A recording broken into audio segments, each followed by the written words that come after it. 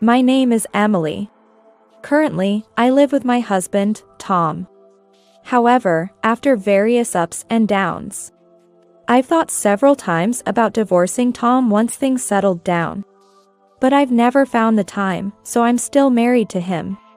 Our children have grown up and left our care, and our younger son has even married. So I was thinking it might be time to consider divorce. Then, our eldest son, John, brought home his fiancée, Catherine. I look forward to getting along well. Mother-in-law. Saying that, she firmly grasped my hand. Seeing her smiling cutely, I thought it was natural for our son John to like her. With her cute smile and engaging conversation, not only John but also my husband, Tom, seemed to like her. Really, Catherine is such a wonderful girl. We only have 2 sons, so it feels like I finally have a daughter, which makes me happy. Seeing my husband smiling and stretching his nose towards Catherine, I couldn't help but sigh. The main reason I want to divorce him is his bad behavior towards women. Since marrying me 30 years ago, he has had affairs at least 6 times. However, each time he got a punishment, and I hesitated to divorce him. Not wanting to deprive our children of their father. He fulfilled his duties as a father.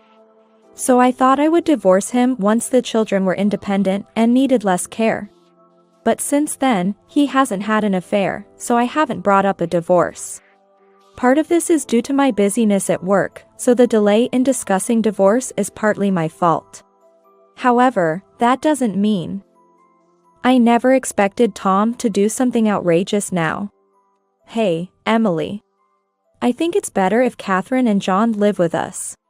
You know, Catherine has lost her parents and doesn't have any relatives to rely on. So as her in-laws, why don't we support her like her second parents? Hearing this, I tilted my head and wondered, what are you talking about? He usually takes the stance of, don't involve me in troublesome matters. He listens well to our 2 sons and acts as a father. But he becomes difficult when I try to consult with him, and it seems the same with work. We work at the same place, so I occasionally see him at work. He dislikes doing tasks other than what he planned. Therefore, he isn't flexible, and there's no talk of a salary increase. Such a man suddenly wanting to live with our son and his wife, and wanting to support his daughter-in-law, is like a bolt from the blue. Are you all right? I didn't think you were the kind of person to say such things. I asked, and he, not realizing his behavior was strange, seemed to interpret my words as disliking the idea of living with Catherine, looking at me as if he saw something unpleasant. You're not saying you dislike Catherine, are you? Such a nice person is hard to find, you know? Are you irritated because our family has had only one woman? You, until now, and you feel your position is threatened? What's wrong because I was the only woman in this house? I have never enjoyed any special treatment here just because I am a woman. Regardless of gender, I have always been busy here and there to sustain this family. That's not true. I just thought it was unusual for you to start talking like this. You hardly ever take care of others. You've always refused to train newcomers at work. I heard you've never done it even once. When I said that, he seemed to recall his usual behavior and, as if to hide his embarrassment, scratched his head and said, right. That's true. I usually avoid troublesome matters. But that's about work, isn't it? Catherine is going to be family.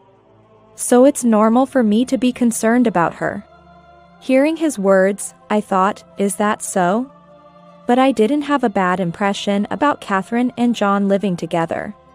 However, as newlyweds, I thought Catherine might be against living together. If Catherine is against it, we'll stop talking about living together, all right?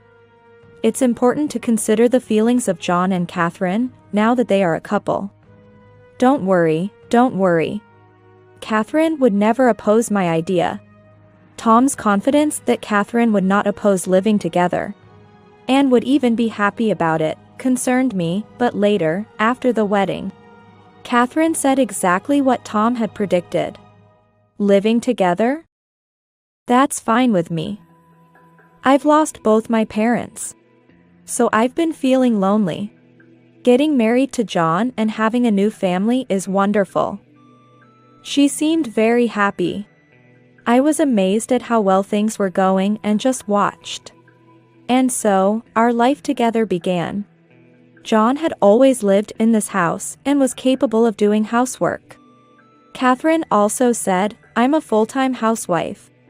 So I'll do my best with the household chores. And she worked hard at cleaning, cooking, and laundry. Initially, I was relieved that Catherine's presence seemed to lessen my burdens. However, every time Catherine did something, Tom would say things like, a beautiful woman like Catherine is needed in this house. Or, I feel so much better physically since Catherine came. Even though he's perfectly healthy. When he deliberately sat next to Catherine on the sofa while drinking, John said, Hey, Dad, you're too close. But Tom, with his face red from the alcohol, replied, Don't worry, don't worry.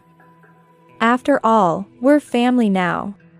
About a month after we started living together, one of my accessories disappeared. I regularly organize my jewelry and accessories, so it's unlikely that I misplaced it. Moreover, the most expensive item was missing from my jewelry box. So I decided to install a camera in my room. At that time, I already had a mistrust towards Catherine, who never showed any discomfort around Tom, who was getting too close. Some of Tom's previous mistresses had shown interest in my belongings. So I thought Catherine might be similar. After a while, a second piece of jewelry went missing, and when I checked the camera, Catherine was indeed caught on tape. However, when I confronted Catherine with the footage, she burst into tears and collapsed on the floor. This is awful. Mother-in-law. I was just organizing your room and got curious about the pretty jewelry. I only picked it up to look at it. And you treat me like a thief for that. Whether she was truly crying or just pretending to be a victim, I wasn't the type to be easily flustered. If you just picked it up, then why is it missing from the container? Where did the jewelry you handled go? I asked calmly, and she cried even more. It seems she thought crying wouldn't work on me, but then she looked for help from someone else. As she planned, Tom, hearing her cries, came rushing in. He embraced Catherine, who was sitting on the floor, and glared at me. Why are you making Catherine cry? I didn't think you were such a wicked person to bully your daughter-in-law.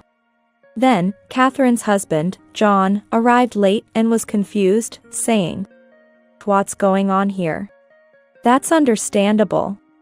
He saw his crying wife, his father embracing her, and his mother looking at them coldly. It would probably be useless to say anything to Tom or Catherine. I said to John, Come with me, there's something I want you to see. And took him outside the room. I showed him the video. He turned pale seeing Catherine stealing jewelry from my room. Thinking he needed time to process this, I returned to the living room to see the ridiculous pair. From the living room, I could hear their voices. Catherine's tone had changed from crying to being excited. Yes. We got proof of the daughter-in-law bullying. Haru-chan, did you take pictures of me being scolded? Yeah. Perfectly. With these photos alone, we can claim Emily made you kneel and scolded you. It seems both of them want to frame me as the villain who bullies the daughter-in-law. What they want by doing this, I guess, is probably to drive me out. I sighed in dismay. By the way, Emily's father passed away recently. Apparently, there was a rumor about him having an estate worth 900 million. 900 million. With 900 million, we could live in leisure. Yes, that's right. That's why I decided not to give Emily her father's inheritance. I'm going to pass the entire 900 million to our eldest son and his wife. Then, you will persuade John to manage the family finances. Yay! Then, Haru-chan and I can spend the 900 million however we want. It's often said that the minds of those who cheat are in a fantasy land. But it seems Tom, even at his age, has forgotten common sense by having affairs. Why does he think he can decide to pass my intended inheritance to the eldest son and his wife? After all, the decision of who inherits the estate should lie with my father who owns it. I felt a headache coming on. I decided to disrupt the delusional plans of these two. Mom, about what they were just saying. It seems John also overheard his wife and father's conversation along with me. They're having an affair. I shook my head to indicate not to say anything, and we left together. John and I went to a detective agency. There, we requested a detailed investigation into Catherine and Tom's affair. Next is the divorce with Tom. I already had Tom write a divorce paper during his 6th affair. Since he hadn't cheated since then, there was no need to submit it until now. I had intended to discuss it with Tom, but with our second son's marriage, our eldest son's marriage, and my father's funeral, we never found the time to talk. But this time, I'm determined to submit the divorce papers. I filled in my part and quickly submitted the completed divorce papers to the office. Then, I decided to leave the house.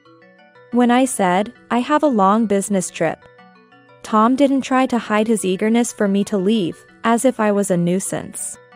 While wondering why I married such a person, I stayed in a hotel near my company. I reluctantly asked John to do a difficult task, to set up cameras in the house and later retrieve them. Though I requested the detective agency's help. Having more evidence was never a problem, so I decided to also record their interactions at home. As a result, after my father's 49th day memorial service, the lawyer informed me that I inherited all of my father's estate. Tom, who insisted on accompanying me and never left my side, couldn't stop grinning when he heard all the inheritance was mine. It's amazing how humans can show such blatantly greedy faces. Then, as soon as Tom brought me home, he told everyone to gather in the living room. Seeing that my eldest son and his wife had gathered, Tom pompously began. I'm giving all the inheritance to the eldest son's family. This is a command from the head of the family. No objections allowed. Hearing this, Catherine, thinking her affair with Tom was still a secret to her husband, looked at John and said, looking forward to the deposit. I'll manage the inheritance for you since you're busy. Her insincerity was blatant. What are you talking about? Inherited wealth from parents doesn't become joint property of the couple. Dad can't just decide what to do with the wealth Mom inherited. Eh? Catherine, apparently unaware of the inheritance laws, was shocked and froze. Tom, too, caught up in his affair and forgetting such common sense, embarrassingly argued. That can't be. I am the head of the family. The master of this house. My orders are absolute. To this, I replied, oh, I sold this house. Can you leave by the end of the month? Tom's eyes widened as he looked at me. Sold it. My house. Since when did this house become yours? This house was inherited by me from my grandfather, and it was never yours. Besides, you've never once paid the property tax, have you? Tom tilted his head, puzzled, and said, property tax. His mind seemed to be filled only with thoughts of his affair, devoid of any other knowledge. I thought it was okay, since he showed affection to our 2 children. But that was not enough. After all, he went as far as to have an affair with his own son's wife. No, the truth was even worse. Oh, John and I both know that you two have been together since before John's marriage. And you married him to get close to me without raising suspicion. To live together in this house. How did you? Why would you think that about me and Tom? Catherine seemed genuinely shocked. But I couldn't understand why she thought she wouldn't be caught. I've already squeezed almost everything out of Tom from his past 6 affairs. So I don't need anything more. If you want a man who's like burned out ashes, go ahead, I said to Catherine with a smile. And John, standing next to Catherine, said, I'm going to claim alimony from Dad and Catherine. It's my right, given the betrayal I've experienced. Wait a minute. Where's the proof that we had an affair? Oh, you think we did all this without any investigation? I threw the photos taken by the detective agency, including those inside the house, into the air, scattering them around the living room. Upon seeing the photos, Catherine screamed. So, make sure you take responsibility for your actions. Ah. And if you don't leave this house by the end of the month, I'll have to call in people who practiced martial arts among my father's subordinates to leave quietly. Saying that, I left the house with John. My divorce is already finalized, and I've referred John to a good lawyer. So his divorce should be settled for sure. I thought it was over, but the next day, when I went to work, surprisingly, Tom was causing a scene in front of the president's office, being restrained by other employees. I'm the president of this company. My father-in-law was the president of this company, right? He didn't have a son. So, as his son-in-law, I'm the next president, right? You all will regret not welcoming me as your subordinate. Anyone who doesn't follow me is fired. I was dumbfounded. Noticing me, the vice president approached and asked, President, what should we do with this guy? Hearing this, Tom exclaimed in shock, President, and looked at me. Why is Emily? You're a woman, right? Female presidents are common everywhere. Besides, I was trained by my father to be his successor from a young age. And unlike you, I can do the job. You were always a problematic employee. But I never thought you'd cause such a disturbance. You seem to have damaged some equipment too. You'll be on disciplinary suspension for a while. I'll inform you of your final dismissal later. As I said this, he tried to cling to me. Don't say that. After that, Catherine dumped me.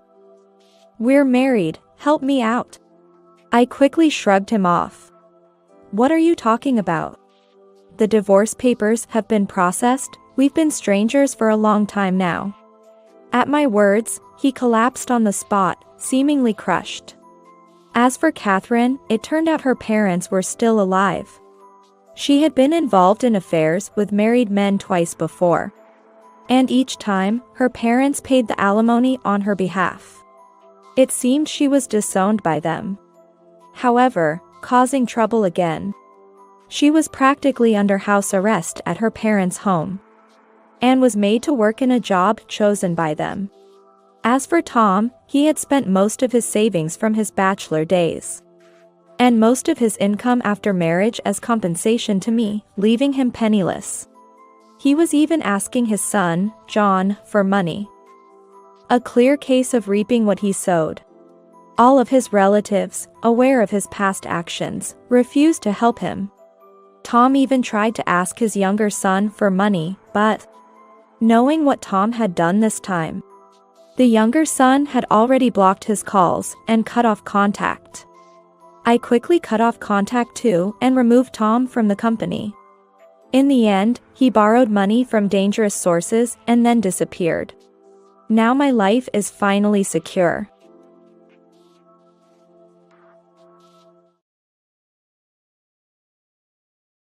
My name is Olivia. I had already retired and was living a leisurely life in the countryside, my hometown, with my husband. However, my husband, who had been living with me even after retirement, passed away due to heart failure. It was such a sudden event that it caused me great pain. Honestly, I wanted to live with my husband longer. But now that he's gone, I can't even complain about it.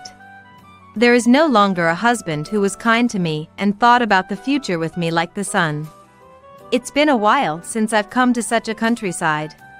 Even though I was grieving, this woman, who has been a recent source of worry for me, said that Among other mourners, she, my son Daniel's wife Hannah, said something so rude.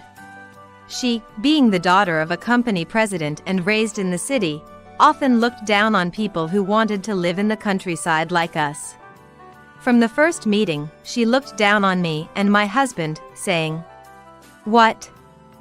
Father and mother have never lived in the city?" No, both my husband and I are from this area, and we've known each other since elementary school.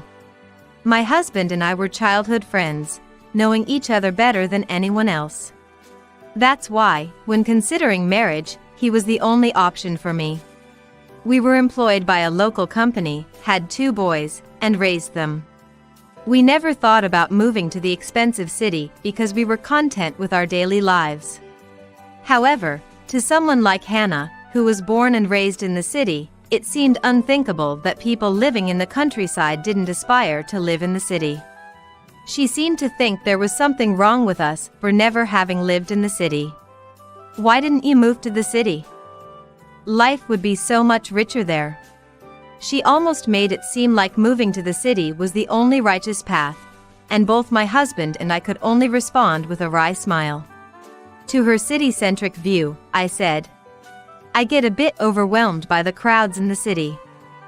And there are so many trains, right? The stations are so big. I'm directionally challenged, so I get lost in unfamiliar places." Even when I said that, having always lived in the city, she had never gotten lost in a station, saying, "Who gets lost in a station these days? I've never gotten lost. You can figure out train transfers with apps." Adding to that, she sighed and muttered, "Mother, you're so behind the times." Of course, Daniel, standing next to her, also heard her words. So, Daniel hastily said, "Well, if you live in the city, you naturally get used to it. Mom knows this area without looking at a map because she's lived here for so long. That's just how it is." He was trying to smooth things over for both me and Hannah. However, that level of appeasement never fully erased the distrust we felt towards Hannah, but we thought it would be rather childish to worsen our attitude towards her at that point. From the looks of it, Hannah didn't mean any harm by saying such things. To her, it was normal to look down on people who live in the countryside. My husband and I were very worried about whether Daniel could get along with a woman with such sensibilities, but it seems our worries were unfounded.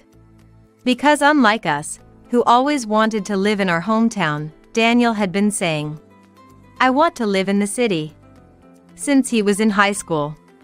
He became interested in the city life after making friends online who lived glamorous lives in the city. He worked hard to study for college entrance exams and got into a university in the city. As a couple who had both been working and saving money for a long time, providing for Daniel's college expenses was not a burden for us. Daniel naturally started living alone in an apartment near the university, leaving our care. And then, following him, our second son also went to a place beyond our reach to attend university. It was a bit lonely, but we were happy for our children's departure. Above all, we thought that once they graduated from university and got jobs, they could be independent without our help, and we could finally have time to ourselves. So, we never felt dissatisfied with our lives. However, Hannah seemed to expect us to say that we were unhappy and dissatisfied with living in the countryside, and when we said we were content with our rural life, she frowned. Moreover, her reaction was not unique. I had heard that her father, who runs a company, had a similar reaction. Daniel's parents have never left the countryside. He said, "It's natural for them to want to move to the city when marrying Daniel, who wants to live in the city." My husband and I were dumbfounded by his comment. I understand what he meant. He thought that we, having lived in the countryside all our lives, would follow Daniel to the city, aspiring to live there after he got married and perhaps even live with the eldest son and his wife. However, my husband and I never considered such a thing. "We are not thinking of living together," we replied. "Even though it's the countryside, it's the place where we have lived and grown up. We don't plan on leaving." Hannah's father looked skeptical at our answer.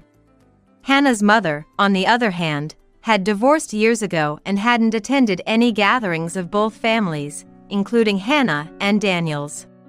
It seems they have already cut ties with her. However, I heard that the divorce was not due to infidelity, but due to a mismatch of personalities between Hannah's parents.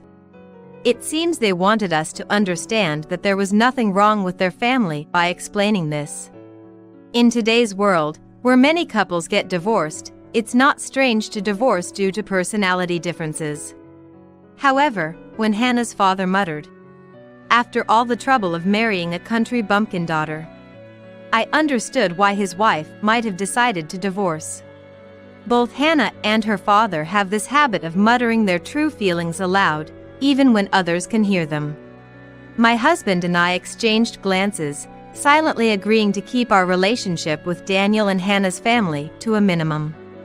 Hannah's father must have repeatedly criticized his countryside-born wife, saying the countryside is bad or evil.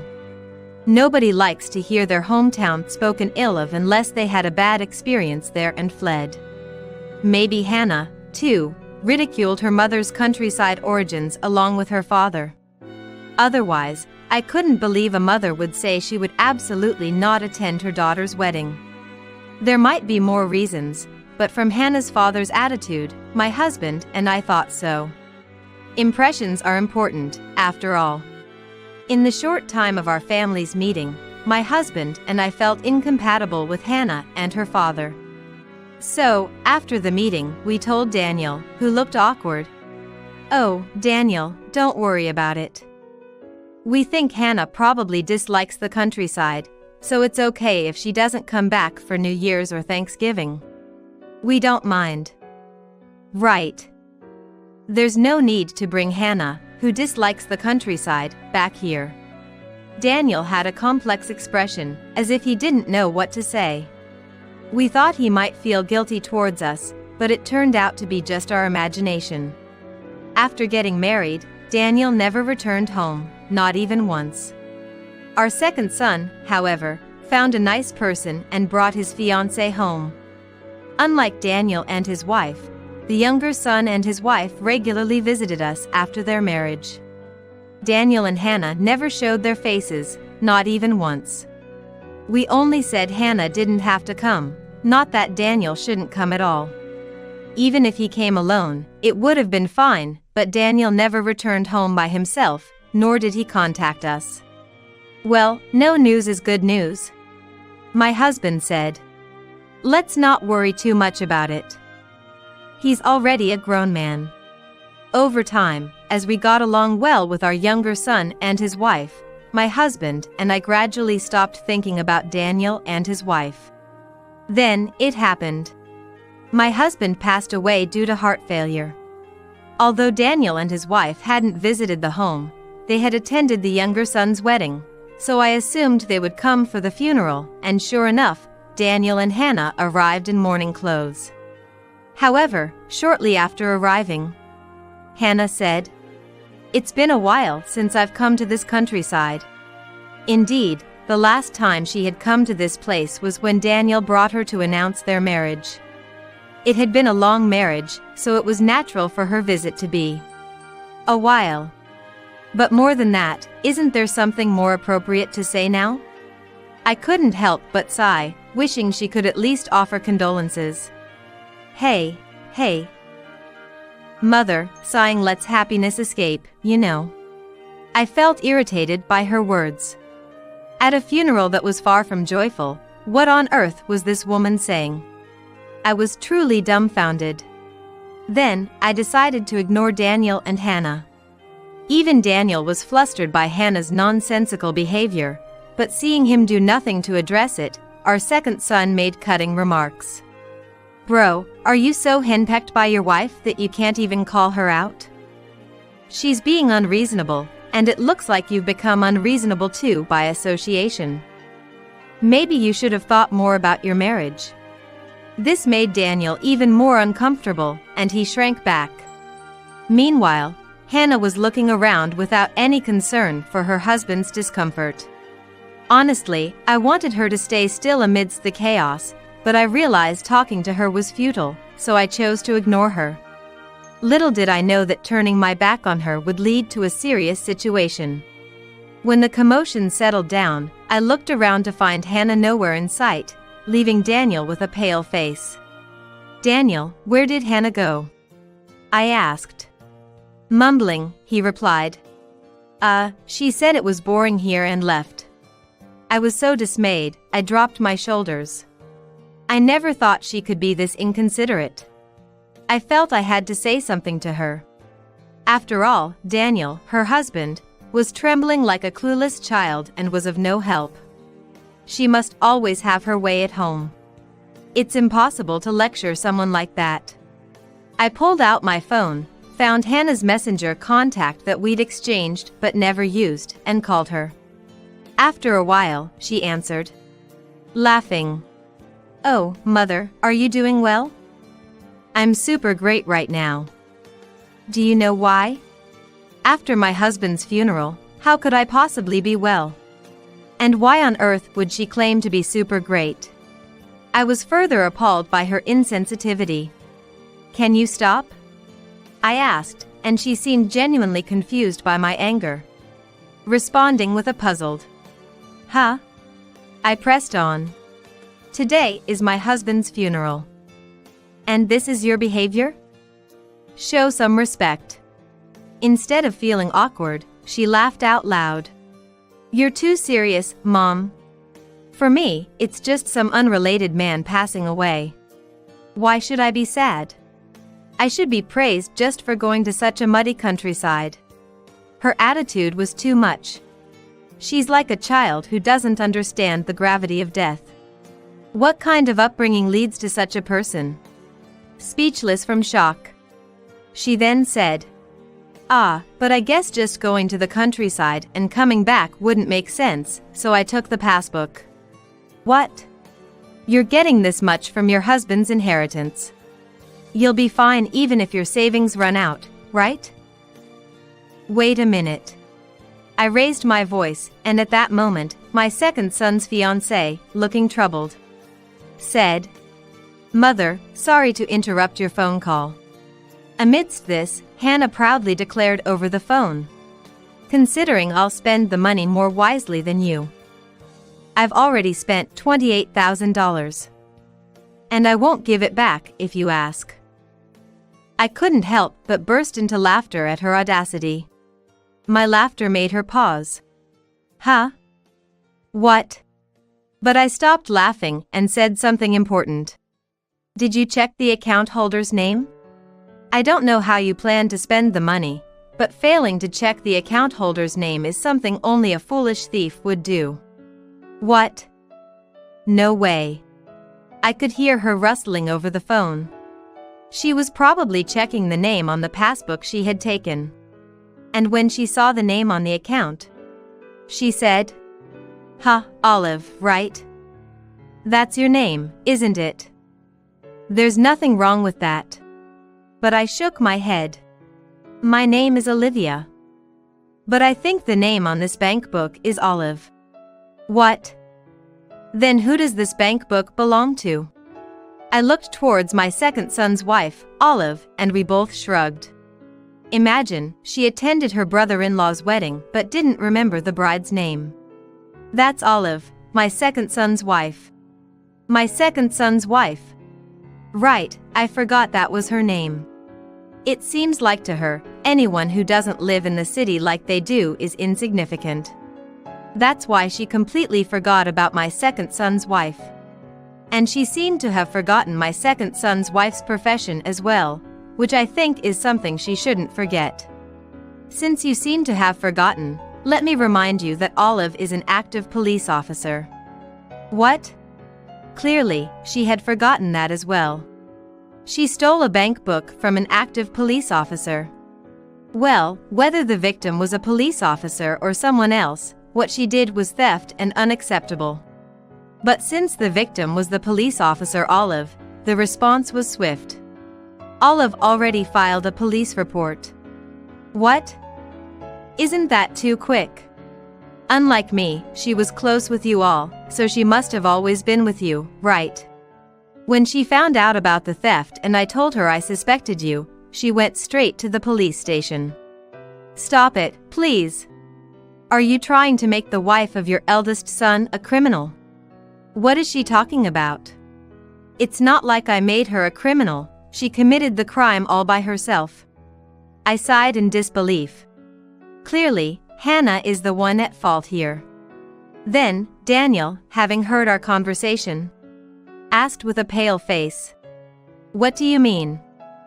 Hannah, a thief. I didn't end the call with Hannah and said, yes. Your wife stole the bank book from your brother's wife. And she has already spent $28,000.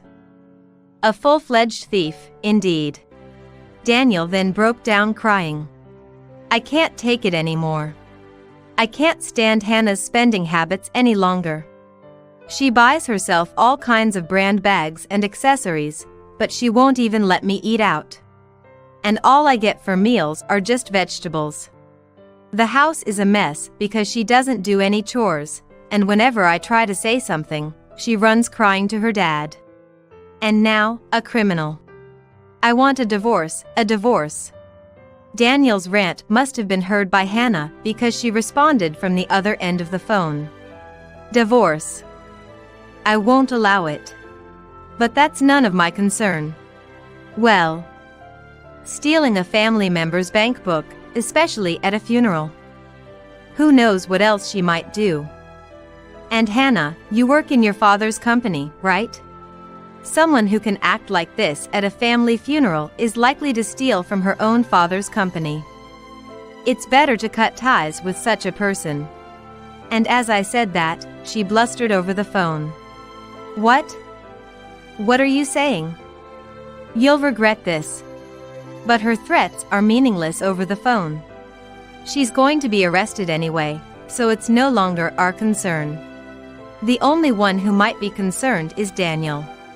But honestly, whether Daniel decides to divorce her or not is of no interest to me anymore. I ended the call with Hannah and turned to Daniel. I'm cutting ties with you as well. What? Why? Because, despite your complaints, you've never once got angry with her for treating us poorly. And at your brother's wedding, influenced by Hannah, you joined her in mocking us, didn't you? I don't remember raising a son who would ridicule his own parents. That was just a moment of folly. Can't you even say sorry now? From now on, please stop relying on your brother for anything. We just want to quietly see off my husband. Please leave us alone now. I said, and Daniel left in tears. After that, I blocked both Daniel and Hannah's contacts. Later, I heard that Hannah was caught at a boutique shop, about to purchase brand items with a bank account not in her name, which naturally raised suspicions among the staff. Believing she had already made the purchase, she happily answered my call while the staff, having taken the items to the back to call the police, reported her. With the filed complaint from Olive, Hannah was taken into custody by the police, but her story doesn't end there. It turned out my offhand comment about her causing trouble at her father's company was actually true. She had been taking and stealing other people's belongings within the company. She used to threaten those who confronted her with dismissal by complaining to her father. Her external mishaps leading to police involvement prompted those silenced within the company to file complaints, making Hannah a criminal record holder. As a result, her father's company's image plummeted, leading to its closure as employees left en masse. Daniel, having divorced, was left with no one to turn to. Well, it's all their own doing. Now, I'm enjoying a peaceful retirement in the countryside that they despised, surrounded by my grandchildren and living with my younger son and his wife.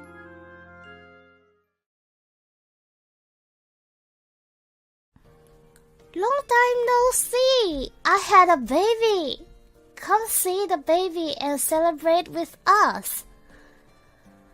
3 years ago, Emily's sister, who had taken her husband and cut off all communication since that day, suddenly sent a message to Emily's smartphone.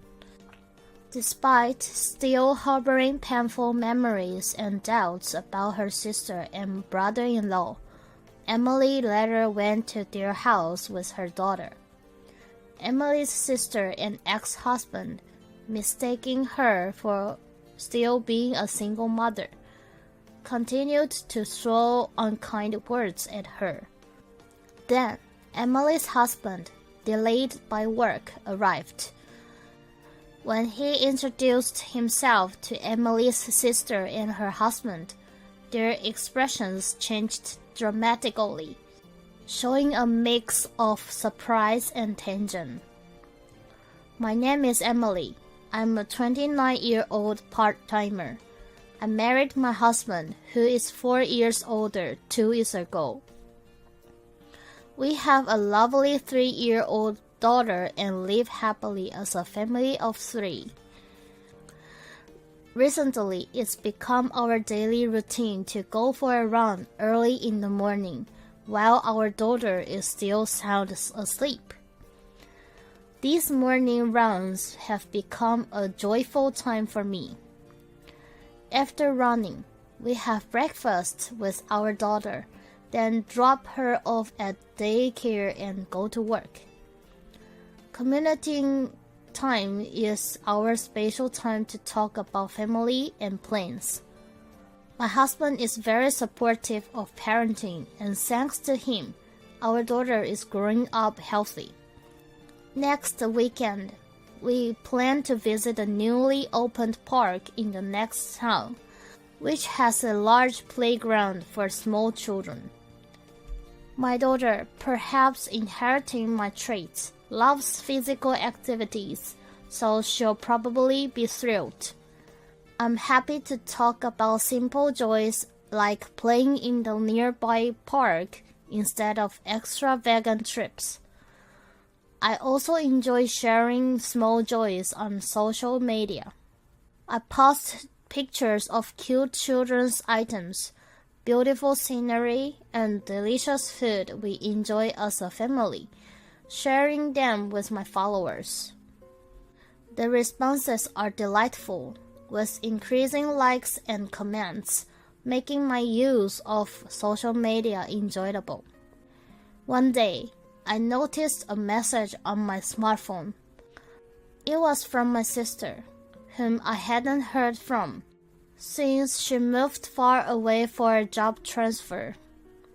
The message started with "Long time no see" and mentioned that she had returned to our hometown after 3 years due to the transfer. She wrote that we'd live close again and made a somewhat presumptuous request to come and see her newborn baby and celebrate, as sisters should. I have an older sister by 2 years. Since childhood, she's been cute and aware of her charm, always the center of attention. As she grew up, she frequently changed boyfriends, receiving endless confessions. In contrast, I was just an ordinary girl, often compared to her and nicknamed Plain Jane. Despite knowing this, she occasionally teased me, jokingly saying, "Well, you're Plain Jane, after all." However, our parents loved us equally, raising us as their beloved children, so I tried not to mind being called Plain Jane. But due to an incident 3 years ago, my sister and I are now estranged. Before marrying my current husband, I had divorced someone else. He was a high school sweetheart, and our marriage was celebrated with wishes of finally tying the knot. But as my pregnancy progressed and it became harder to move, something unexpected happened. My sister had been close to my ex-husband since high school, and that relationship continued even after we married. I optimistically thought of myself as just a sister's boyfriend. But my sister used her charm to gradually deepen her relationship with my ex-husband. This might have been exacerbated by the increased time we spent together after I married him. As my pregnancy progressed and my belly grew, their closeness seemed to increase. Eventually, my ex-husband, who originally preferred my slim figure, began to say that my pregnant, strained appearance lacked family charm. However, I kept reminding him sadly that the baby in my belly was his child. Despite this, he seemed unempathetic. For my ex-husband, even though the child in my womb was his own, he showed no interest and became completely infatuated with my sister. Eventually, the affair between my ex-husband and sister led to a divorce, with me receiving damages from both right before giving birth. This situation enraged my parents, who decided to disown my sister and banish her from the house. It was a harsh farewell, with her being ordered never to return. I gave birth as a single mother, with the help of my parents, after divorcing before delivery. Feeling I shouldn't rely solely on my parents, I returned to my job before the birth and managed to raise my daughter as a single mother, occasionally helped by my parents, until I met my current husband. During this time, I was fortunate to have understanding colleagues at work, whose support helped my daughter grow up healthy. Despite being the child of such a terrible ex-husband, I felt deeply happy looking at my daughter's lovely sleeping face when my husband returned home. Startled by my husband's voice saying, "I'm home, just got back," I looked at him. He immediately asked if there was a problem, noticing even the slightest change. I didn't want to burden him. Hesitant to speak, I thought about how keeping silent would only make him worry. So I decided to tell him about the email from my sister. "You know, I received an email from my sister for the first time in 3 years." As I began to speak, my husband, well aware of my previous marriage, looked a bit anxious but urged me to continue. While talking, I mentioned that my sister and her husband had moved back to our area after 3 years. But in reality, I had heard about my sister from high school friends and hesitated to meet her again, so I kept my distance. My husband listened quietly, nodding. She emailed me to come and see the baby and celebrate, as we are sisters after all. But considering our past, I'm struggling with whether I should go or not. I faltered. Then, after a moment of thought, my husband spoke with determination. "Isn't this a good opportunity? Let's go together and show them how happy we are now. We can talk and maybe resolve some issues." Surprised by his unexpected suggestion, I felt grateful inside. I was ready to confront my sister and her husband without running away. I informed him that we would visit my sister's house in a few days. On the day, I waited for my husband to finish work, but when he got held up, I went to my sister's house alone with my daughter. My sister greeted us first. "Really long time no see. You must have had a hard time giving birth and raising a child alone. It seems like a grim experience, but maybe it made you stronger, right?" She spoke confidently and directly, without mincing words, as she looked at me. Hearing our conversation, my ex-husband, seemingly indifferent, said from the entrance, "It's rude to keep them standing there. Let them in quickly." Accepting my sister's invitation, my daughter and I entered and gave her a baby gift. "Congratulations on the birth. Here's something for the baby. Please use it if you like." After much deliberation, I chose an educational toy suitable for when the baby grows a little. My sister showed delight at the famous brand toy. "You're a single mother, yet you give such an expensive gift. Oh, I'm sorry. You couldn't have afforded this for your child, right?" My sister seemed to think she meant no harm with her words. After that, we went to the next room to see the baby sleeping soundly in the crib. My sister proudly showed off the baby, saying how cute she was.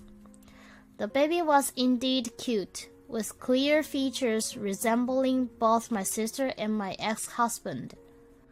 Even though the baby was the child of my malicious sister and infuriating ex-husband, that didn't change the fact that she was adorable. I silently prayed that the child wouldn't inherit their personalities. My sister started a one-sided conversation upon noticing my daughter, who was shyly hiding behind me. "Well, the child of Plain Jane looks just like her. Plain, being a single mother must be tough for you. Ah, but you have your parents, so it's not a problem. You're lucky to have people to help you. We're raising our child on our own, so it's not easy." My sister seemed to be under the misconception that I was still a single mother after divorcing my ex-husband. Her malicious attacks were met with a mild warning from my ex-husband, telling her not to say too much. Despite this child being half his, my ex-husband seemed to have no interest in her. I wasn't expecting much, but I felt a bit sad thinking that this child in front of me was connected by blood to my ex-husband.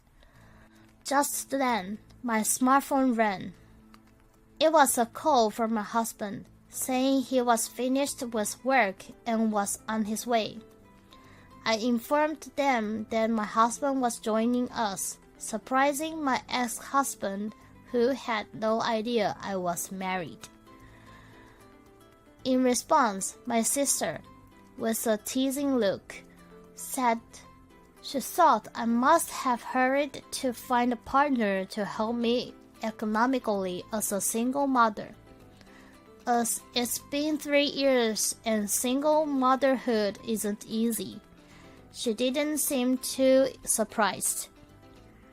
The main reason my sister took my ex-husband from me was his high income. She always wanted to marry someone with a high income and education. And my ex-husband fit the bill perfectly, working at a large corporation and being an ideal partner for her. My sister was self-satisfied and smug about taking my ex-husband from me. But soon, both she and my ex-husband would face an unexpected turn of events and be astonished. When my husband arrived at my sister's house and introduced himself, their expressions were one of disbelief. "You're the one who just won a gold medal at the World Championships as the first American person, right?" You're the athlete who's been in the spotlight recently, breaking records and winning at various international competitions, right? Both my sister and ex-husband were simply astonished. My husband is currently the most prominent athlete. Though he didn't see much success initially, he has recently been improving steadily, participating in international competitions as a representative of America, breaking world records and winning medals. My sister and ex-husband were unable to hide their surprise at this reality. They bombarded us with questions, and we ended up explaining everything from our meeting to our current life. When I divorced my ex-husband, my delivery was imminent. But I had no time to be disheartened. Despite being mentally shaken by the divorce and upcoming birth, I managed to give birth safely with my parents' support. No matter the situation, I was determined to always protect my daughter and live positively. Fortunately, my daughter was healthy and grew up well. One day, as I struggled with a large bag while holding my daughter, my husband approached, offering to help and saying, "You seem to be having a hard time. Let me help you." This led to a natural conversation and quick connection. My daughter, who is usually shy around strangers, quickly warmed up to him, and we got married. Remembering that moment, I exchanged smiles with my husband and daughter. My husband was an athlete affiliated with a company developing educational toys related to the company I worked for. The educational toy I gave as a gift to my sister was one of these. My role was to test these toys with my daughter and report back on improvement. Thanks to this, we have plenty of educational toys at home. Could this educational toy be? Yes, the gift I gave to my sister was one of these samples. But my husband's main job is as an athlete. I often think how multi-talented he is. Since I knew how important daily meals and training were for my husband, I've been committed to making delicious and nutritionally balanced meals since we got married.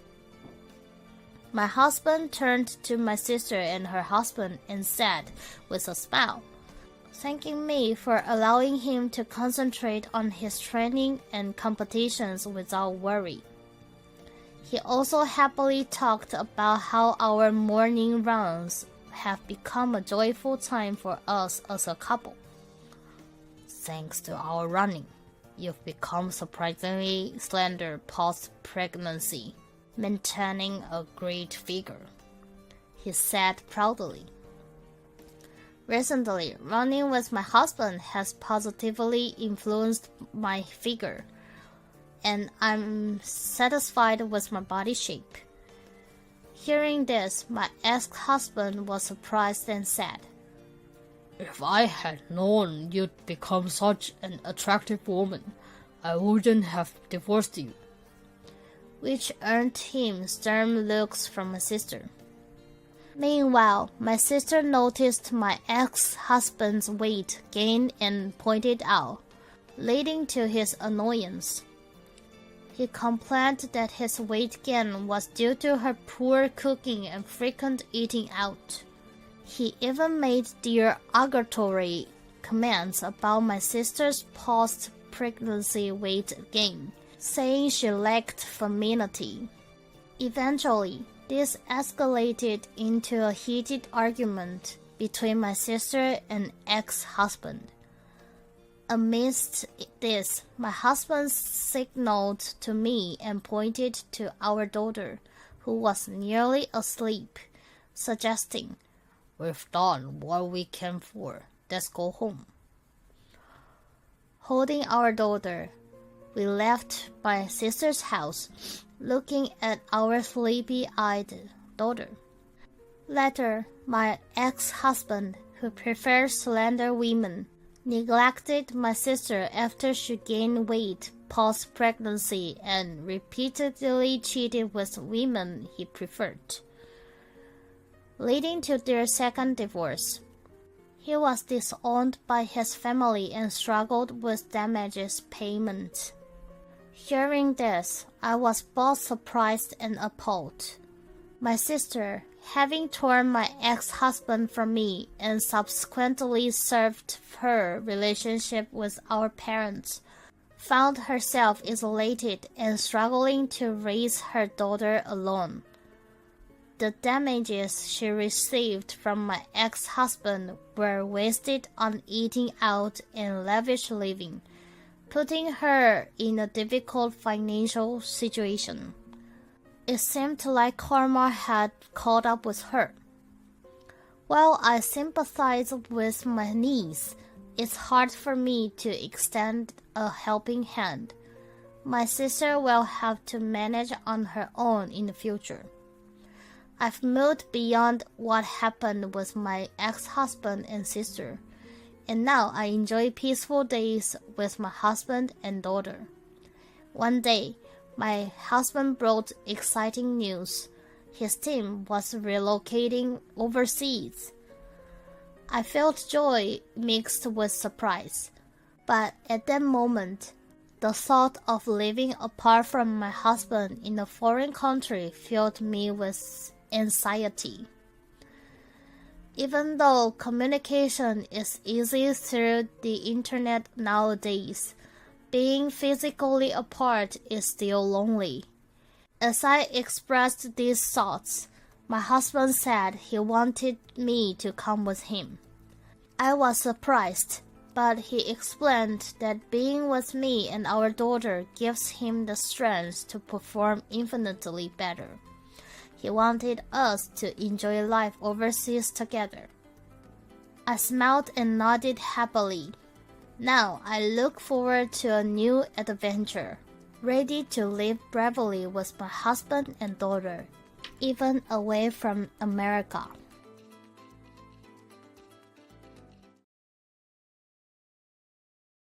My name is Kim. Currently, due to my age, I live on a pension. I have a daughter who works as a tax accountant. She spent her 20s focusing on studies and work, which led her to remain single during that time. However, after turning 30, she found someone and got married. It was a bit late, but I believed a new life was waiting for her. I never expected something shocking like this to happen. My daughter, Angela, has been good at mathematics since she was a child. This made studying enjoyable for her, leading her to pursue a career as a tax accountant. My husband and I always told her, "Angela, you have talent, so you should do what you love. We will support you." So, we let her attend the university of her choice. After graduating, she worked at a tax accountant's office for about 10 years before finally setting up her own firm. Our family and Angela's friends were delighted and even celebrated this achievement, which remains a happy memory for me. However, by that time, Angela was already 35 and single, having dedicated herself to work and studies, putting romance on hold. But she did have a desire to marry. As she became accustomed to running her own office, Angela started to engage in matchmaking activities. During a matchmaking party, she met Chris, a salesman for a small to medium-sized company. He was 2 years younger than Angela, but impressed her from the beginning with his manners. His manner of speaking is polite, and he's attentive to various things. Angela mentioned that she was somewhat moved to find such a wonderful man exists. He noticed when her drink was empty during the party meal and called the waiter for her, and even shared his umbrella with her in the rain. After they arrived at the station, Angela noticed that Chris was quite wet from the rain. Despite being rained on himself, he had made sure to keep the umbrella over Angela, truly a gentleman. Angela herself thought he was the one, and after several dates and a confession, he accepted, and they started dating. Chris has always been considerate and kind to Angela, making her realize that love could be this wonderful. About a year later, Chris proposed to Angela. Naturally, Angela accepted, becoming someone's fiancé. Hearing this, I was moved to tears. Actually, I lost my husband 3 years ago, and until his death, he always said, "I just want to see Angela in her moment of glory." Unfortunately, he passed away from an illness before his dream could come true, but I've reported to him in heaven. I'm sure my husband is also pleased with Angela's engagement. Later, Angela and Chris started living together in Angela's apartment, feeling happy every day, but this happiness was not to last. One day, Angela called me. "Mom, Chris wants to formally greet you. Can we come over soon?" This call from Angela was such joyful news. Angela and Chris were planning their marriage registration and wedding date. Chris's respectful wish was to formally greet before these events. I thought he was a wonderful man, but my impression changed a bit when he came to greet us. I had never spoken face-to-face with Chris before. My conversations with him were limited to occasional phone calls during dates with Angela. The prospect of meeting him in person made me nervous. On the scheduled day, Chris and Angela visited my home. My name is Chris, and I'm engaged to Angela. I wanted to greet you before we get married. His first words to me felt a bit off. Angela had described him as more assertive, and even from our brief phone conversations, I had imagined him to be more lively. But at that moment, he seemed hesitant and lacked vigor.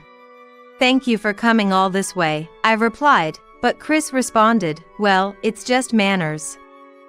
I couldn't help but sense his unease. However, when he mentioned, "I heard about your husband's passing and wished I could have met him," I thought maybe he was indeed a sincere and good person. Angela reassured him, "You seem tense, just relax. It's all good." We had dinner together, and then they left. Yet, I couldn't shake off the feeling that something was different. Angela started to feel it too, as time went on. After they officially registered their marriage, Angela called me one day. "Mom, Chris has been saying some concerning things lately." Hearing that, I considered my own feelings and decided to listen to Angela's story. Then she said, "You know, when Chris went to greet you, on his way back he said something like, 'I was surprised, I thought she lived in a bigger house.' What do you think, Mom?"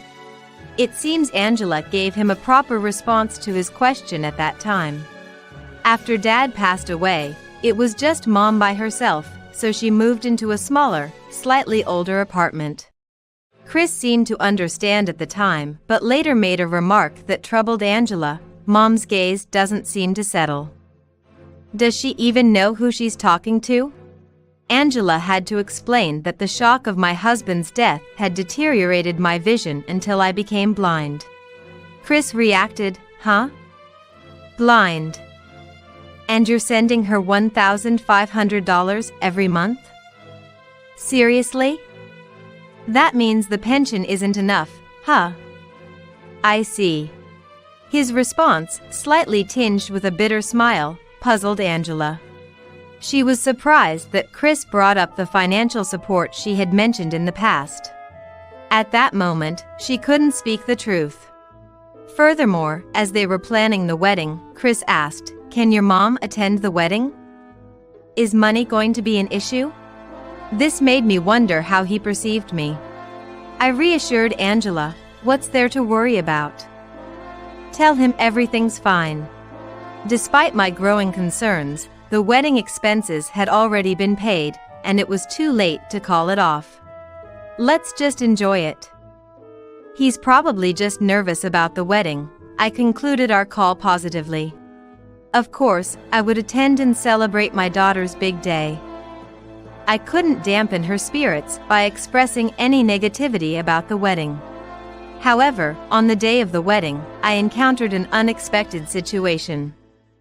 Assisted by someone acting as my eyes, I was shocked to find that Angela had about 20 colleagues and friends from her office, but Chris had no coworkers present, only 3 friends, and his parents.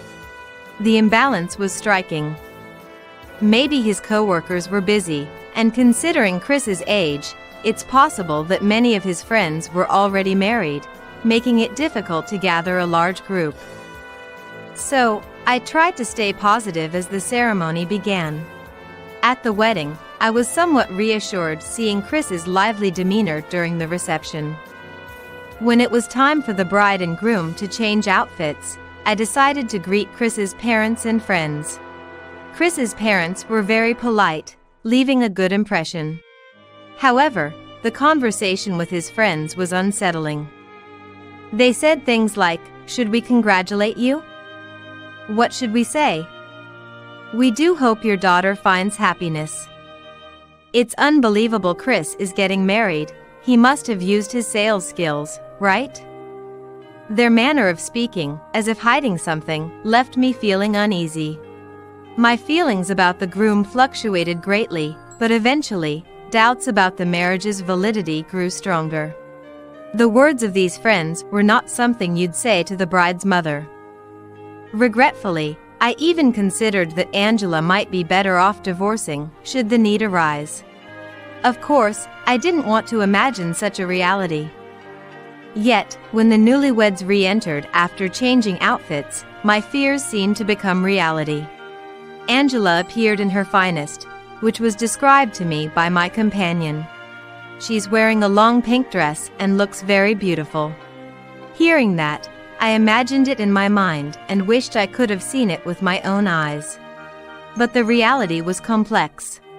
I couldn't shake the feeling that marrying Chris might not be the best decision for Angela. During the reception, Chris began his speech, which quickly took a turn for the worse. "Thank you all for gathering here today." He started properly but then claimed, "My dream is to live a life of leisure and play, and marrying Angela has made that possible."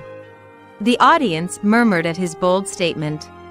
Whether he noticed or not, Chris continued, "But to achieve my dream, there's something I must do." The atmosphere shifted dramatically, leaving everyone anxious about what he would say next.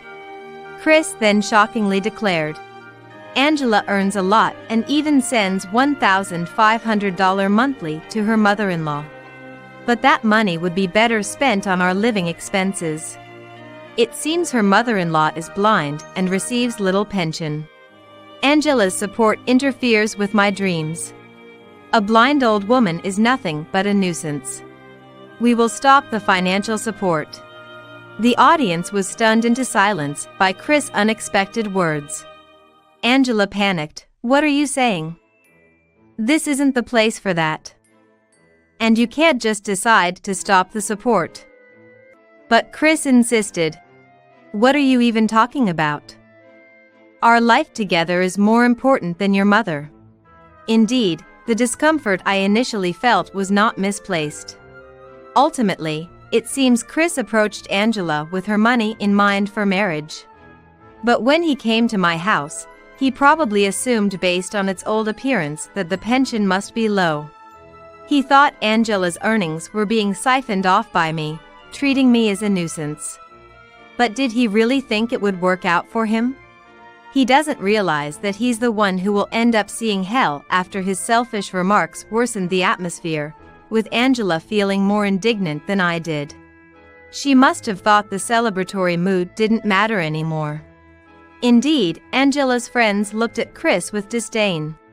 Then, Angela forcefully took the mic from Chris and calmly asked him, "You seem to be misunderstanding something. Do you not know who my mother is?" Chris retorted, "What? What are you suddenly talking about, Angela? Isn't she just the kind of person I mentioned earlier? A nuisance old hag who sucks up our living expenses." Hearing this, Angela sighed, seemingly exasperated, and began to enlighten him reluctantly. "You see, my parents are the owners of a metalworking company. It's a small company, but the name is quite well known. Now, they have even started selling metal art pieces that are popular not just in the US but internationally as well." When Angela mentioned the company's name, Chris' voice gradually became quieter. Angela continued to explain. "That's why, you see, my parents make quite a bit of money. Probably more than 3 times what I make now. That means they've contributed a lot to their pension. Now that they've handed the company over to their employees, they're receiving a substantial pension. They have plenty of savings, my father's inheritance has come in, and they can live comfortably without my financial support. They even employ 2 housekeepers because of the blindness." Chris' face paled as Angela spoke. "But, if that's the case, you don't have to live in such an old house, do you?" Angela firmly responded. "Living in a big, beautiful house would mean a lot of cleaning, right?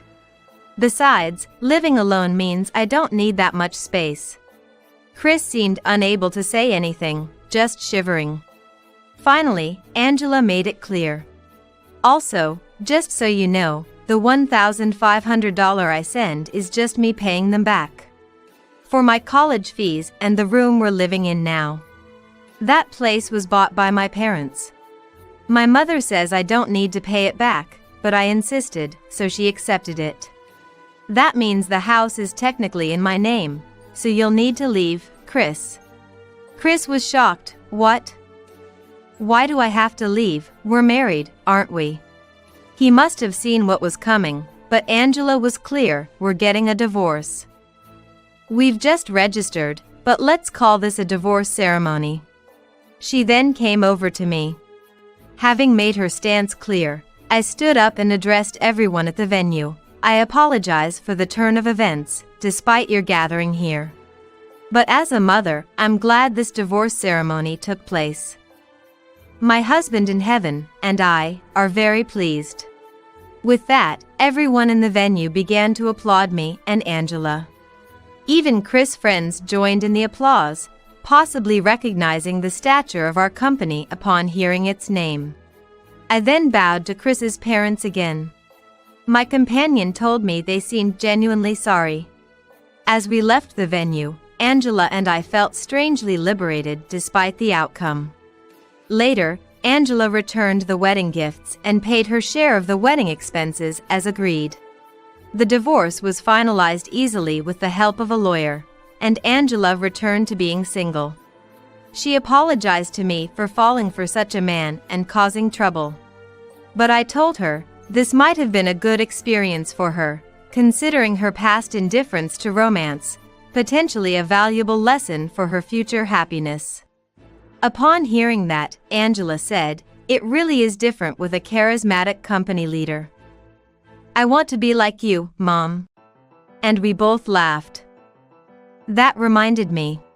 When Chris's friend said, "Typical of Chris the salesman," it meant he had the talk and actions to deceive Angela, which, in a way, might be admirable. But being blind allowed me to sense feelings through the tone and pitch of a voice. So, was it that I immediately felt something off about the way Chris spoke to me? Perhaps I was more skillful after all. Meanwhile, Chris really seemed to be relying on Angela's earnings, bragging about his wife at work excessively.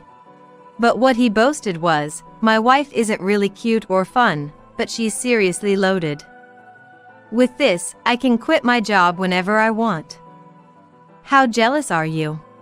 It appears he was truly a man lacking morals, as he garnered disdain from his coworkers, becoming ignored by everyone. No wonder nobody attended the wedding. And after the divorce, his entitled attitude got him fired by the company's president. Now without income, Chris was responsible for half of the wedding expenses but had no money and no one willing to help. The 3 friends who attended the wedding said, "Well, we attended because he came to ours. But otherwise, we wouldn't want to attend such a guy's wedding. We aren't that close, and he only gave a $30 gift at our weddings. What kind of nerve is that?" They weren't really friends, it seems. Even Chris' parents, having had enough of his actions at the wedding, refused to lend him money or let him return home. Forced to take a loan to pay his share of the wedding expenses, he's now living a miserable life in a rundown apartment, barely making ends meet with day labor. "I've got work, so you'll need to walk to the hospital." On a night of heavy snowfall. Me and my daughter, feverish and weak. Suddenly, on our way to the hospital in my husband's car, he pulled over abruptly. "What? What do you mean?" Then, my husband dragged me and my daughter out onto the cold, snow-covered road, and just like that, the car disappeared from sight. Holding my little one, I started walking on the snowy path, shaking with anger. Somehow, we made it to the hospital, but my consciousness was fading, and that's where my memory ends. I never imagined what would happen next. I'm Samantha Johnson, a 28-year-old housewife. 5 years ago, through a colleague's introduction, I married George, a civil servant I was dating. Afterward, we moved to a small town deep in the mountains, my husband's hometown, to care for his bedridden father. He got a job at the local town hall, and I quit the job I had been doing until then. The community was kind, and in my spare time, I helped with the neighbors' farming, integrating into the rural life there. 3 years ago, our daughter Sarah was born. We were blessed by those around us, and both mother and child could live peacefully. However, George somehow despised the local relationships, and as I grew accustomed to life here, his attitude towards me changed. I never thought Samantha would choose them over me. I shouldn't have married you.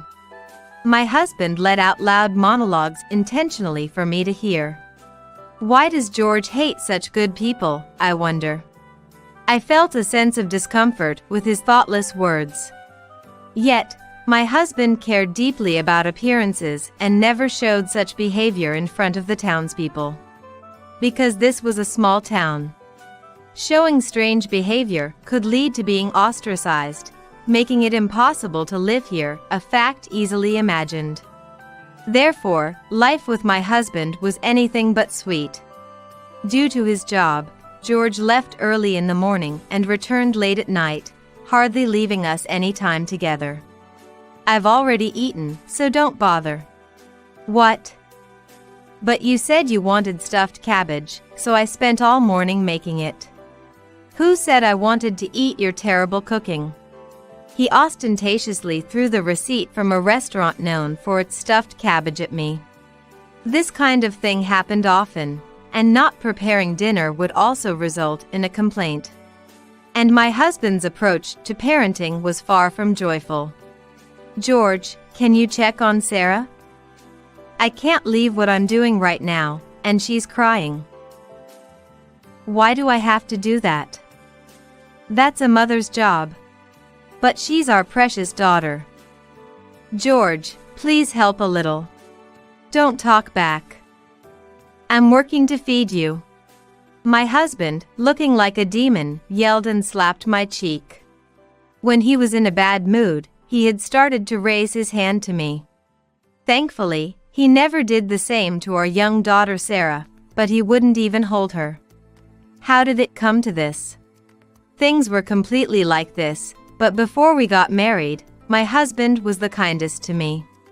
It might be tough with me in the future, but will you stay by my side? Yes. Please take care of me. I had leapt into a marriage with George, imagining a happy life together. Because it was him, I was prepared without hesitation to take care of his father and live in the countryside. Yet here I was, eating the dinners I made for George by myself the next day. Thinking, I want to escape from here. Every time he hit me for speaking up. But what kept me from leaving were George's parents and George's sister, Kathy. Is George not causing you trouble? Are you okay? He seems busy with work, sometimes not coming home. Because of that, he hardly helps with taking care of our daughter. Kathy was very caring, and I could consult her about anything, just like a real sister. Moreover, when I was in trouble, George's mother would take care of Sarah, and his parents were very kind to me, having married into their family in the countryside. I have to do my best, too. I couldn't bring myself to abandon taking care of George's father halfway, and more than anything, I had grown to love this town too much to leave.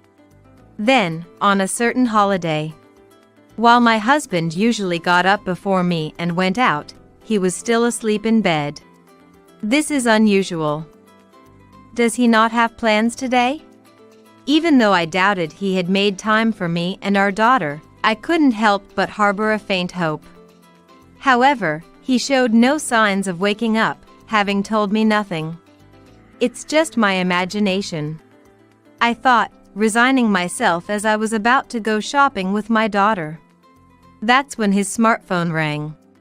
George, who had come home late the night before, didn't notice the call, leaving only the sound of music filling the room. What should I do? Should I just leave it? But it might be important work-related. I picked up my husband's smartphone to check who it was from. Rachel? Doesn't seem like someone from work. I froze, staring at the phone screen. Don't just look at it. That's the worst. George, having woken up, forcefully took the phone from me. I'm sorry. But, who is she? It's none of your business. Get lost. He pushed me aside and left the house, talking amiably with the woman on the other end of the phone. So close with that woman. Could it be an affair? He used to think of me more than anyone else, and more importantly, he was the one I had fallen in love with. I had etched in my heart that I would never accept that. But at that moment, something was lying in the bedroom, cutting off my lingering attachments. Days passed, and on a night with a heavy snow warning, my daughter and I came down with a high fever. It would take 30 minutes to get to the hospital by car. I don't have a driver's license, and outside, the world was painted white, the barely visible walkways looked impassable. Could you take us to the hospital? Huh? What a hassle. I'm tired from work. It's not just Sarah, my fever won't go down either. Please. I begged, coughing, my head bowed. I don't want to catch it. Damn. What a pain. Reluctantly, he led us into the back seat of the car, where I placed Sarah in her car seat. Her round cheeks were red, and she was breathing shallowly. My heart ached, but I was too dizzy to do anything. There was no conversation in the car, only the sound of the engine and the steering wheel. Then, George's smartphone began to ring loudly, signaling an incoming call. It might be work. I need to stop for a bit. Please make it quick. I was filled with a desire to get to the hospital as soon as possible, but if it was a call related to work, it was different. He was working hard to support the family, and I thought it better to wait silently than to provoke his anger by saying unnecessary things. I've got work, so you two walk to the hospital from here. I couldn't comprehend my husband's sudden decision. What are you doing? George got out of the driver's seat and forcibly dragged me and my daughter onto the cold road. Then, with a merciless sound, the door closed. Open up. If you leave us here, something will happen to Sarah. Help. I banged on the car windows, but there was no response. Then, as if to shake me off, the car turned around and disappeared behind the snow piled up at the edge of the road. The cold intensified, and I started losing sensation in my hands and feet. It's cold. It's hard. But she must be suffering more. Even as I felt an inescapable anger towards George, I took a step forward. However, in the blizzard, with a high fever, my head throbbed, making it impossible to move forward. The breathing of my daughter, whom I held in my arms, had become shallower than before, and it was clear her fever was rising. Moreover, in my haste, I had no phone charge left to call for help. Quickly. I have to take her. With that sole thought, I managed to reach the hospital in a semi-conscious state. I handed my daughter over to a nurse and then blacked out. When I woke up, I was on an 4-drip, feeling much better. My daughter's fever had subsided, her cheeks had returned to a healthy pink, and she was sleeping peacefully beside me. Sigh. I'm glad. Tears spilled from my eyes as I looked at her, relieved. And there, on the hospital bed, I slowly pondered over George's behavior and suspicions of infidelity. The incident of being left in the snow turned my simmering feelings into anger. Can you look after Sarah for a while? When I explained the situation to George's mother at the hospital, she agreed to take her in without hesitation. I also confided everything to Kathy. Her fever's down, so she can be discharged after a day if she's okay. But I have to stay in the hospital for about a week. I had no choice but to call home. Huh, so what? Don't tell me you want me to take care of the kid. If that's it, forget about it. It's okay, your mother will take care of Sarah while I'm not there. I was irritated by my husband's indifferent response, but I couldn't let it show now.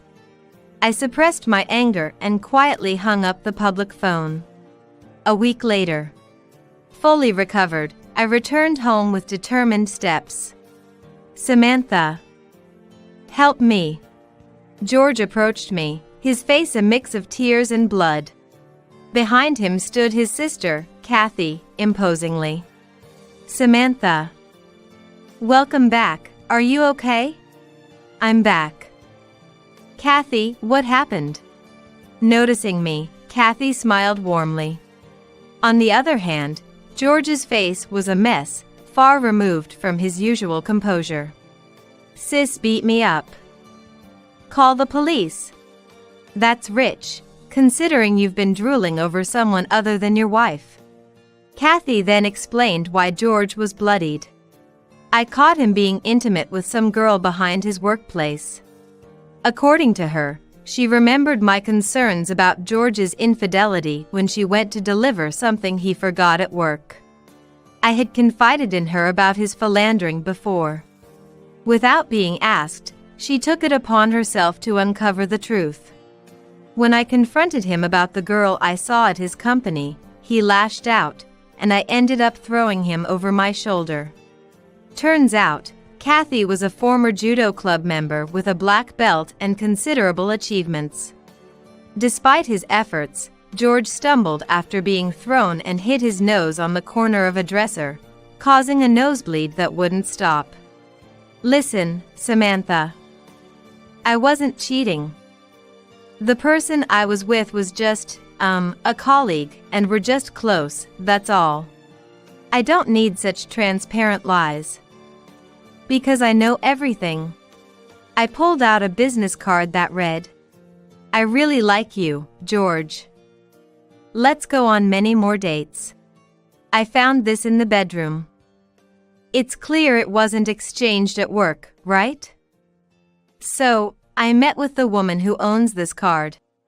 But you were supposed to be in the hospital a few days ago? The story about my prolonged hospital stay was a complete lie. I had been discharged and spent the time investigating George's affair. She said you told her you were single. But it seems she was also hiding her marriage, so I guess you were alike. What, really? So, she was playing me ?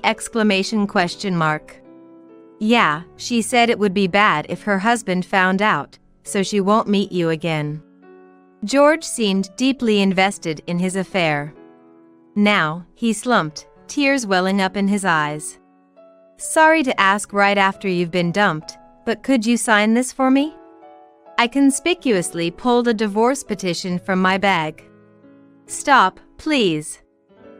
Anything but divorce. I'll start thinking about you and our daughter properly from now on. Oh, why? You're not interested in us anyway, are you? Damn. You know that, so why ask? We lived in a small rural town. A divorce would spread rumors quickly, and if it was known that George's infidelity was the cause, his reputation would plummet. It was palpable he feared that. Maybe his disdain for rural relationships was because his misdeeds would easily spread to others. Then it might be too late. What do you mean ? I've told everything to the town's biggest gossip. By now, everyone probably knows what you did. George turned pale, standing frozen with his mouth agape. Sorry. Please forgive me. And somehow spread that this was all a lie throughout the town. After all you've done, now you say help me? Huh? That's too much. But I asked for help, didn't I? It's lucky for us there were no lasting effects. But what if there had been? How would you have taken responsibility? As I recalled the snowy day, I glared at him. I never want to see you again. I'll be asking for $30,000 in damages and $50,000 for our daughter's upbringing. Be prepared. I can't pay that kind of money. George collapsed to the ground, eventually prostrating himself. But it was too late for such gestures. My decision was firm. Get out of here, now. I dragged him out of the house. A few days later, with the help of George's mother and Kathy, the divorce was finalized quickly. As declared, the compensation was settled at $30,000, with a monthly child support payment of $500. George was disowned by his in-laws over this incident and left town, now living alone and continuing to pay child support. The woman he had an affair with was also discovered by her husband, leading to a divorce. Meanwhile, I stayed in this rural town, surrounded by warm-hearted townspeople, continuing to care for Sarah and my father-in-law. A vacancy opened up, and I was able to secure a job at the town hall. From now on, I want to do my best for my parents-in-law and daughter.